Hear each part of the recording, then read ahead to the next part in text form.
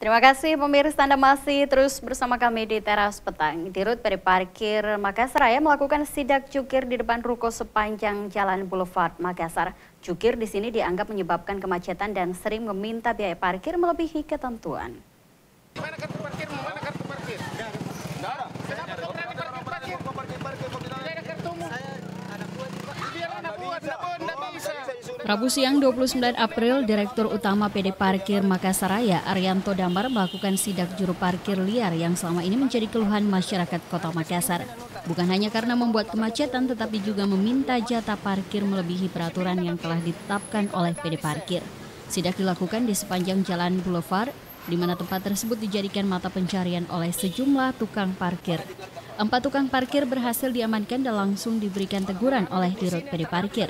Arianto Damar juga mengumumkan kepada pemilik motor yang memarkir kendaraannya bahwa biaya parkir untuk motor yaitu Rp1.000. Karena ditemukan banyak tukang parkir yang meminta Rp2.000 hingga Rp3.000. Rp1.000. 1.000 parkirnya motor di sini 1.000.